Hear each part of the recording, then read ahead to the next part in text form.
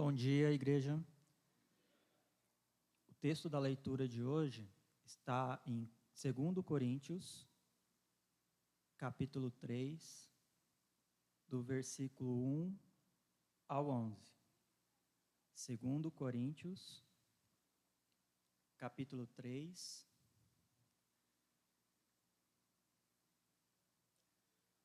Será que, com isso, estamos começando a nos recomendar a nós mesmos novamente? Será que precisamos, como alguns, de cartas de recomendação para vocês ou da parte de vocês? Vocês mesmos são a nossa carta, escrita em nosso coração, conhecida e lida por todos. Vocês demonstram que são uma carta de Cristo, resultado do nosso ministério, escrita não com tinta, mas com o Espírito do Deus vivo, não em tábuas de pedras, mas em tábuas de corações humanos. Tal é a confiança que temos diante de Deus por meio de Cristo. Não que possamos reivindicar qualquer coisa com base em nossos próprios méritos, mas a nossa capacidade vem de Deus. Ele nos capacitou para sermos ministros de uma nova aliança, não da letra, mas do Espírito. Pois a letra mata, mas o Espírito vivifica. O ministério que trouxe a morte foi gravado com letras em pedras, mas o ministério que veio com tal glória que os israelitas não podiam fixar os olhos na face de Moisés por causa do resplendor do seu rosto, ainda que desvanecesse, não será o ministério do Espírito ainda mais glorioso? Se era glorioso o ministério que trouxe a condenação, quanto mais glorioso será o ministério que produz justiça. Pois o que outrora foi glorioso, agora não tem glória em comparação com a glória insuperável. E se o que estava se desvanecendo se manifestou com glória, quanto maior será a glória do que permanece.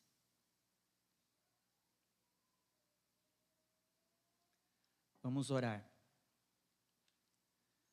Senhor Deus, muito obrigado por permitir que nós estarmos aqui reunidos em Teu nome para louvar e Te glorificar.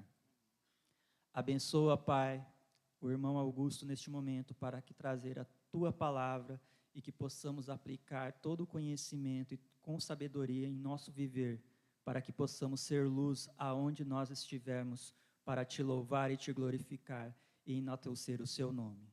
É em nome de Jesus que eu oro. Amém.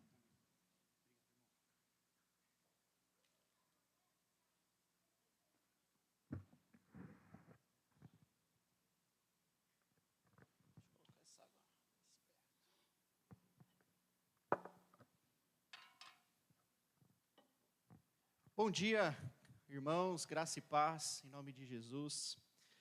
Vamos dar continuidade, então, ao nosso estudo aí de 2 Coríntios, né? Estamos estudando aí a carta de Coríntios, com esse tema geral, o aroma de Cristo, onde semana passada, né, o nosso irmão Moacir nos trouxe essa reflexão a respeito, né, do aroma de Cristo do capítulo 2, tá bom? Bom, para a gente começar, talvez um dos documentos mais comuns que existe hoje é o currículo. Acho que todo mundo aqui, em algum momento da vida, já precisou fazer um currículo, correto? O que é um currículo? O currículo é uma carta de apresentação sua, né? Então, nós estamos ali procurando um emprego, nós precisamos nos apresentar para as pessoas, né? Nós precisamos nos apresentar para as empresas, e aí a gente escreve ali o nosso currículo com as informações, com as nossas experiências, né? O problema é que quando a gente é muito jovem, né, estamos procurando o nosso primeiro emprego, o nosso currículo é tão pequenininho, né, vazio, ele basicamente tem o nosso nome e endereço, né, e o telefone, né, ele não tem mais nada.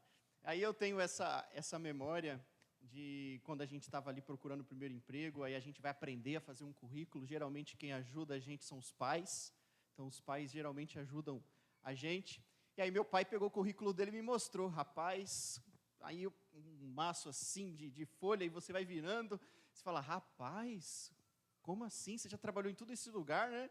Então, nem eu tinha noção de quantos lugares diferentes ele já tinha trabalhado, né? Então, basicamente, o currículo é isso, né? Essa apresentação que nós fazemos para outras pessoas, para outras empresas, para que elas possam nos conhecer. Aqui nesse texto, você percebeu, né, que Paulo está falando aí um pouco sobre carta, né? Então, nós estamos falando um pouco sobre um assunto parecido. Mas antes da gente ir para o texto, eu dividi ele basicamente em duas partes. Eu quero te ajudar a lembrar o contexto, né, do capítulo 3, para que a gente possa juntos estar no mesmo lugar, né, e você possa entender o porquê que Paulo está escrevendo essas coisas, né? Então lembre-se, né, que no capítulo 1, então Paulo já havia escrito uma carta aos Coríntios, que nós pregamos aí no ano passado, nós trabalhamos algumas passagens de 1 Coríntios. Você pode ler no livro de Atos como foi a experiência de Paulo na cidade. Então você pode ler depois no livro de Atos, acho capítulo 18, Paulo chegando em Corinto, como Paulo pregou naquela cidade, os desafios que ele enfrentou, as opressões que ele enfrentou, né, naquela cidade e o resultado do trabalho de Paulo naquela cidade. Então você pode ler todos esses detalhes lá no capítulo, no livro de Atos, acredito no capítulo 18, tá bom? Então Paulo, nesse primeiro capítulo da segunda carta, Paulo vai reafirmar, então lembre-se disso, Corinto é uma cidade que Paulo evangelizou, que Paulo foi um missionário, que pregou e depois ele foi embora.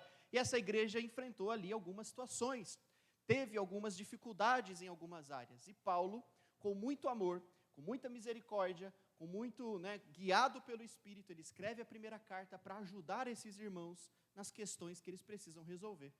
Então, igreja, geralmente a gente fala isso bastante, igreja tem problemas que precisam resolver.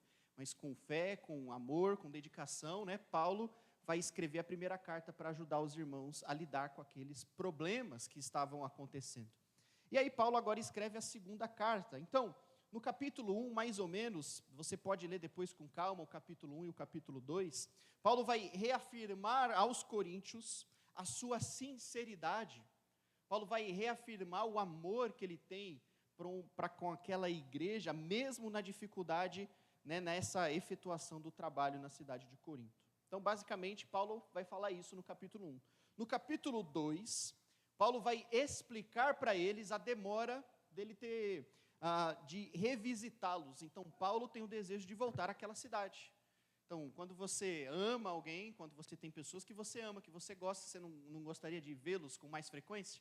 Então, Paulo queria voltar lá. Paulo queria ir a Corinto de novo, revisitar esses irmãos. Mas Paulo vai dizer que aconteceu alguns imprevistos. Então, nós sabemos que a vida é feita de imprevistos. Então, às vezes nós planejamos alguma coisa, mas não dá certo. Às vezes nós queremos fazer algo, mas dá errado, né? Então, a vida é feita de imprevistos. E Paulo vai dizer que durante a sua jornada, ele enfrentou alguns imprevistos durante esse tempo.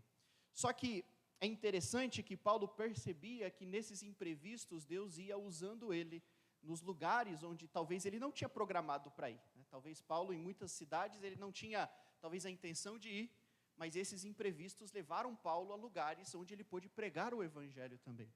Então, isso mostra para nós que nos imprevistos Deus também trabalha. Nos imprevistos Deus também está atuando, né? Então, nós podemos ter essa confiança em Deus, de que muitas vezes, quando somos pegos nos imprevistos da vida, Deus ainda está no controle da situação. Então, isso traz para nós paz para o nosso coração, né? Enfim, Paulo também vai falar aí no capítulo 2 o seu intuito, né, de escrever essa carta, e 1 Coríntios, 2 Coríntios e posteriormente outra carta. Paulo vai dizer que o motivo dele escrever isso não era para entristecer os irmãos, porque às vezes, acho que nós como filhos, né, de Deus, e também todos temos pais e mães terrestres, quando nós somos corrigidos pelos nossos pais, né, o motivo do pai nos corrigir não é para nos entristecer, correto? O pai quer o melhor para nós. Então, Paulo se sentia ali responsável pela vida espiritual daqueles irmãos. Então ele está dizendo, olha, eu estou escrevendo essa carta, não é porque eu quero que vocês se entristeçam, não é por isso.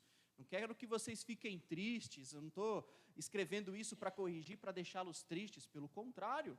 Eu quero que vocês olhem a vida de vocês. Eu quero que vocês analisem a sua vida espiritual, para que vocês possam voltar ao prumo, voltar ao caminho, voltar àquilo que é correto, tá bom? Então, Paulo vai dizer isso no capítulo 2, que o motivo não era para entristecê-los, tá bom? E aí, no final do capítulo 2, Paulo vai trazer essa analogia do perfume de Cristo, do aroma de Cristo, que o irmão Moacir trabalhou na semana passada, trazendo para nós essa reflexão de que cheiro nós estamos exalando, né?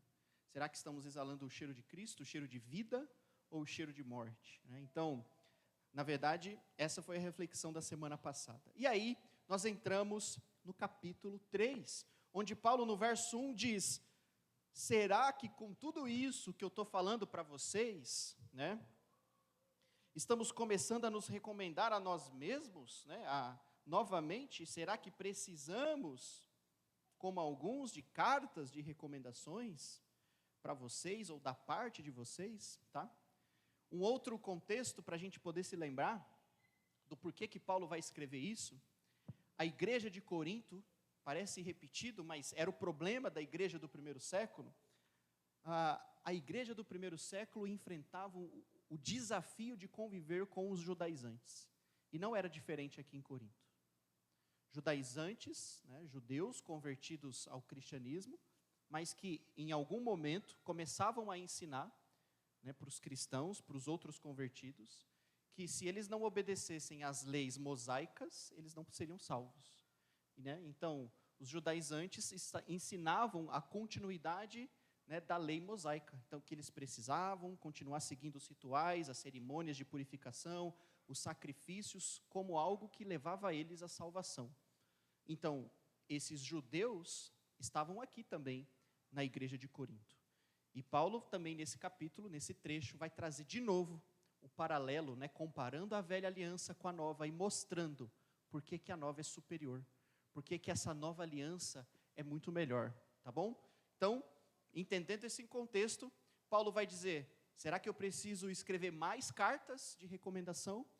Por que Paulo está dizendo isso? Porque o seu ministério estava sendo atacado.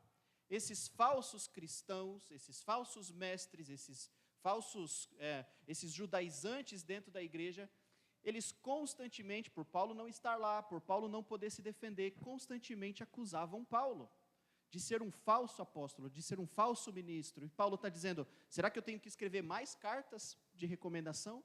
Será que eu tenho que fazer isso? Você lembra que Paulo, em um outro momento na Bíblia, ele já precisou de carta de recomendação. Você lembra em Atos capítulo 9, quando ele se converte, né, antes dele encontrar Jesus, Paulo pede cartas de recomendação na sinagoga, para poder ir até Damasco, para poder prender cristãos e levar esses cristãos presos. E ele pede essas cartas de recomendação. Mas no meio do caminho ele encontra Cristo. Ele não usou essas cartas.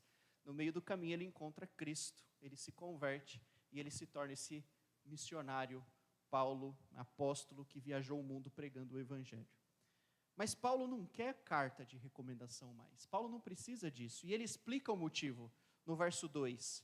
Ele está dizendo assim: olha, não preciso mais de carta de recomendação, não preciso disso. Porque vocês, verso 2, vocês mesmos são a nossa carta, escrita em nosso coração, conhecida e lida por todos. Vocês demonstram que são uma carta de Cristo, resultado do nosso ministério, escrita não com tinta, mas com o Espírito do Deus vivo, não em tábuas de pedra, mas em tábuas de corações humanos. Então, Paulo está mostrando aqui: eu não preciso de cartas de recomendação, porque a prova do meu ministério são vocês. Vocês são essas cartas. Vocês são essas cartas vivas. Vocês são a prova de que o meu ministério é verdadeiro. Porque não há maior milagre, não há maior argumento do que transformação de vida. E aqueles irmãos de Coríntios estavam sendo transformados pelo Espírito. Então Paulo está dizendo: vocês são a prova do meu ministério. Vocês são as cartas. Eu não preciso escrever recomendação. Vocês são essas cartas vivas. É como se Paulo falasse assim: eu preciso de prova maior para confirmar o meu ministério do que vocês. E a reflexão que eu quero fazer para nós essa manhã é a seguinte: preste muita atenção. O mundo não lê a Bíblia. O mundo não lê a Bíblia. Você não vai sair por aí, andando por aí, você não vai pegar pessoas lendo a Bíblia. Mas o mundo está lendo você. O mundo não lê a Bíblia, mas está vendo o que você e eu estamos fazendo. Então, no seu trabalho, as pessoas estão vendo o que você está fazendo. As pessoas estão lendo. Na sua casa, na sua família, as pessoas estão lendo o que você está fazendo. No seu convívio com o seu marido, com a sua esposa, com seus filhos, com seu pai, com a sua mãe, as pessoas estão vendo. Quando nós enfrentamos o mundo aí fora, na faculdade, na universidade, as pessoas estão lendo a gente. Então nós somos, de certa maneira, a Bíblia ambulante, andando por aí. O que as pessoas estão lendo da nossa vida? Quando elas olham as minhas atitudes, os meus comportamentos, as minhas ações, elas estão lendo Cristo? Elas estão lendo o Espírito? Elas estão lendo o Evangelho? Ou elas estão lendo morte? Elas estão lendo pecado? Elas estão lendo afastamento de Deus? O que o mundo está lendo através da minha vida? A reflexão que eu quero trazer nesse primeiro ponto é: que carta nós estamos sendo para o mundo? Uma carta que está levando esperança, uma carta que está levando acolhimento, uma carta que está levando o evangelho da salvação, ou uma carta de condenação? Uma carta viva ou uma carta morta? Então pense sobre isso, porque Paulo está usando esse argumento, dizendo que é o nosso comportamento que vai validar o evangelho. O evangelho, ele é verdadeiro. Sabe como nós provamos que o evangelho é verdadeiro? Porque ele funciona, ele transforma vidas. Essa é a maior prova do evangelho. Casamentos restaurados, relacionamentos de pais com filhos restaurados, vícios que são abandonados, que são largados. Essa é a maior prova do evangelho.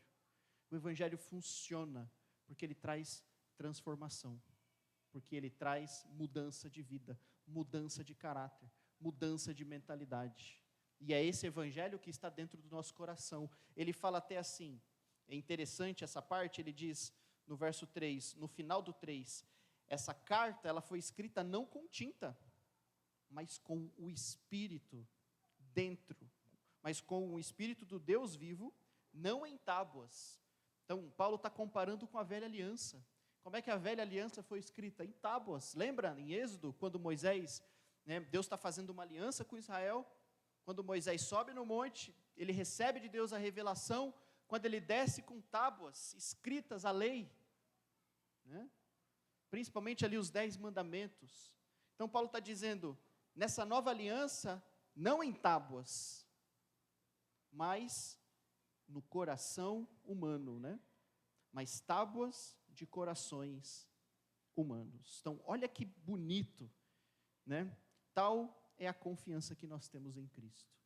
E agora, na segunda parte do texto, que é do 7 ao 11, Paulo vai mostrar para nós, mais uma vez, confrontando esses falsos mestres, esses falsos cristãos, judaizantes, confrontando aqueles que questionavam o seu ministério, o porquê que a nova aliança é superior à antiga, e nós somos ministros dessa nova aliança. E aí ele vai dizer no 7, o ministério, releia comigo o 7, o ministério que nos trouxe a morte, foi gravado em letras, em pedras, mas esse ministério veio com tal glória, que os israelitas não podiam fixar os olhos na face de Moisés. Então Paulo está dizendo que o ministério que nos trouxe a morte, foi gravado em letras de pedra. Ele está falando da antiga ordem, da antiga aliança, da aliança do Sinai, que Deus tinha feito com a nação de Israel. Essa aliança que foi escrita em tábuas de pedra trouxe morte. Por que ele está falando isso? Então você precisa se lembrar, nós fizemos uma EBD algum tempo atrás, nem tanto tempo atrás, acho que 2 semanas atrás, sobre Hebreus, falando sobre a diferença. O Velho Testamento, a antiga aliança, ela é importante, ela veio de Deus, ela tinha um propósito, mas por que ela leva à morte? Porque a antiga aliança, ela não tinha poder de salvar a alma de ninguém.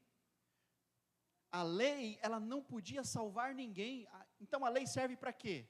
A lei serve para revelar o pecado. Era para isso que existia a lei.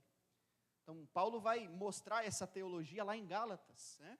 De que a lei antiga, ela tinha um papel, ela tinha um propósito, e ela cumpriu esse propósito, de revelar o pecado.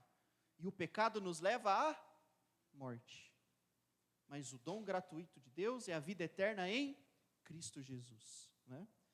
Então, o ministério antigo revela o pecado, mas não resolve o problema.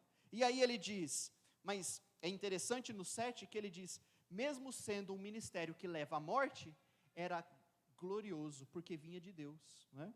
A ponto das pessoas, depois, quando Moisés desce, as pessoas nem conseguiam olhar a face de Moisés, de tão resplandecente que estava. Ele vai continuar isso no capítulo, depois você pode ler, vai ter uma pregação na semana que vem sobre isso. Moisés precisa usar um véu, porque as pessoas não conseguiam olhar para ele, né? Então, mesmo sendo um ministério que levava à morte, que não podia salvar, ainda era poderoso, porque vinha de Deus, esse Deus poderoso e glorioso.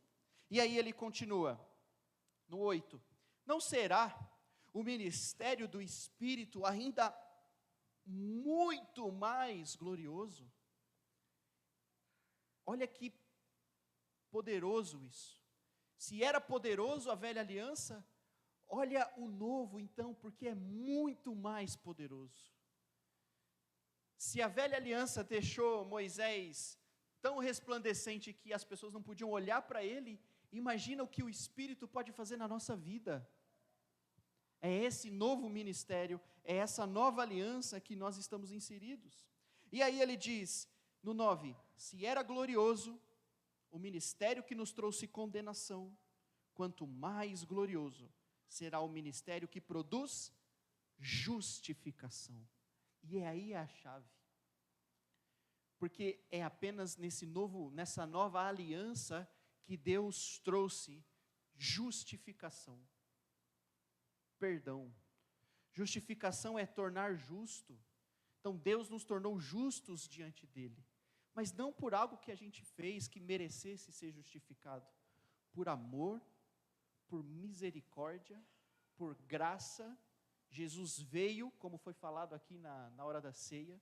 Jesus veio, abriu mão da glória do céu, se fez carne, viveu entre nós, morreu na cruz, para que eu e você pudéssemos ser justificados, perdoados, completamente.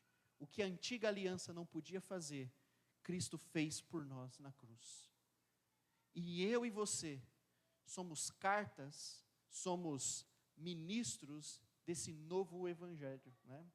Dessa nova aliança, dessa boa notícia, que precisa ser falada para o mundo, que precisa ser proclamada aos 7 cantos. E era isso que Paulo estava fazendo, viajando o mundo, em Corinto e em outros lugares, pregando esse evangelho da transformação, esse evangelho da justificação, esse evangelho do perdão. Então, para que voltar em algo que não traz benefício nenhum? É isso que Paulo está querendo dizer. Para que voltar para a antiga ordem que não traz perdão? Para que voltar? Olha o que nós temos, olha o que você recebeu de Deus, olha o Espírito que habita dentro de nós. Se no Antigo Testamento Deus não podia habitar nas pessoas por causa do pecado, na Nova Aliança o Espírito habita em nós. Não há notícia maior do que essa. Essa é a maior notícia do mundo. E aí ele conclui nos versos 10 e 11, pois o que outrora foi glorioso, agora não tem glória, mostrando mais uma vez que o Velho Testamento, a lei, cumpriu o seu papel, em comparação com a glória insuperável. 11, e o que estava se desvanecendo se manifestou com glória, quanto maior será a glória do que permanece. Então, olha como essas palavras soam de maneira poderosa vindo de um judeu convertido, porque Paulo era isso, um judeu convertido, que viveu debaixo dessa lei, que aprendeu todas essas coisas, que tinha um apreço enorme. Talvez nenhum judeu tivesse tanto apreço do que Paulo. E Paulo abriu mão de tudo isso para poder ganhar a Cristo. Paulo está dizendo que essa glória passou, mas a glória do que permanece é muito maior. E essa glória que permanece é a nova aliança, é o Novo Testamento, é o que Cristo fez na cruz do Calvário por nós. E essa mensagem, ela precisa estar dentro de nós, ela precisa ser viva dentro de nós, não só através das nossas palavras, mas a maneira que eu e você vivemos a nossa vida, né? Então, a reflexão, eu volto para o início, falando da carta. Que tipo de carta temos sido para o mundo? Uma carta que está levando a verdade de Cristo, ou uma carta que tem levado as pessoas para longe de Cristo? A maneira como nós vivemos a nossa fé é importante para que a gente cumpra a missão que Cristo nos deu, que é pregar o Evangelho para as pessoas, encher esses bancos, né? Duas reflexões para que você possa pensar durante a semana, então, de acordo com esse texto, e que fica claro para nós. Primeiro, é impossível que a obra de Deus não produza frutos. Uma conversão verdadeira resulta em frutos, resulta em uma mudança de vida, em uma mudança de comportamento.